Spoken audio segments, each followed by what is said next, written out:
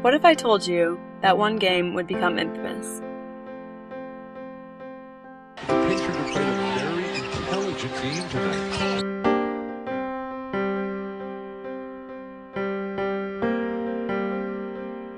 What if I told you that one play would change an outlook?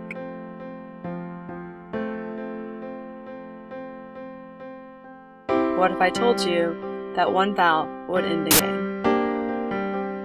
Just jumped over the scorer's table and is trying to get down to the bench.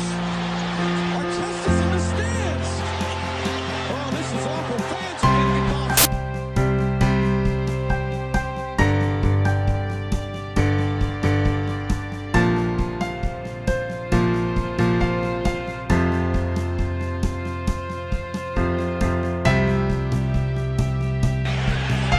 Ronald Test has a look in his eye that's very scary right now. ESPN's critically acclaimed 30 for 30, Malice at the Palace, Tuesday at 7 p.m.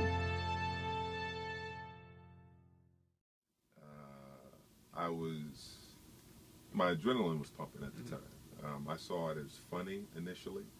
I figured, okay, these guys are going to get in trouble for it. But I was, a little younger at the time and a little naive for that split moment.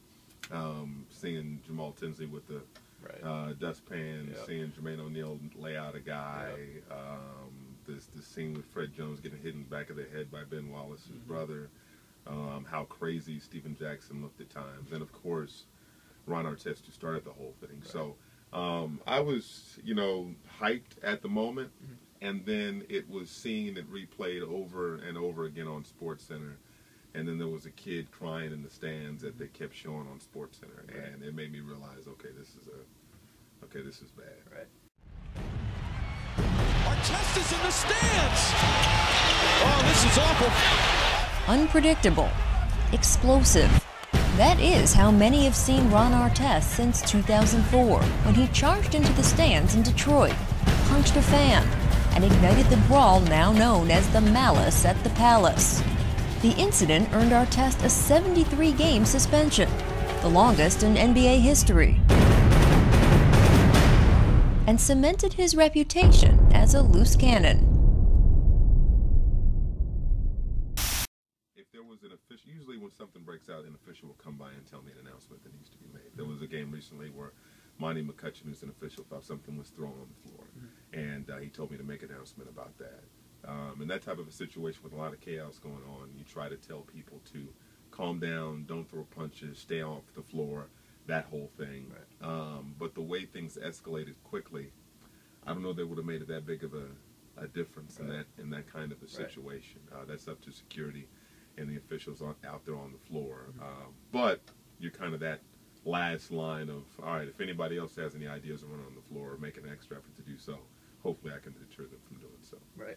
Well, hold on. Knowing that you're lucky you had a job, you went into the stands, way high up into the stands. What made you go in there? You enjoyed that, Stephen. You looked like you were enjoying that. Admit now that you were enjoying punching the customers. Hey, well, let me say this. All the racial slurs I done heard, all the things I done heard about my mom and my basketball game and my kids and all this, it felt good to punch a fan one time. I'm not going to lie. I regret it. I ain't going to lie, I regret it because I lost $3 million behind and I almost lost my job. I regret it, but when I initially went in the stands, I went up there to help Ron. If you look at the tape, I go up to a row above Ron because I was trying to grab him. Well, as I got up there to grab him, another fan threw another beer in his face. I felt like he got assaulted at the time, so I felt like if you up here, you should be breaking up. But you throw a beer, you deserve a lick too, and he got it. A lot of the players are kind of mum on it. Mark Boyle, who I work with on Pacer broadcasts, he broke his back in the incident because Ron Artest jumped over him to get to the fan that he thought threw the cup. But most people don't like to reflect on it.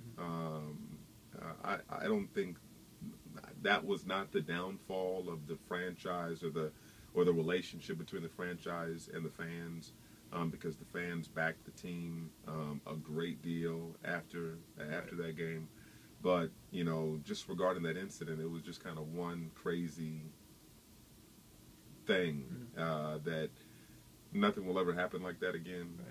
I think there's a generation of guys growing up who remember that, and they know that, okay, I cannot do that. And I think David Stern, even though he was vilified by fans here, he sent a strong message by suspending Ron Artest for the rest of the year.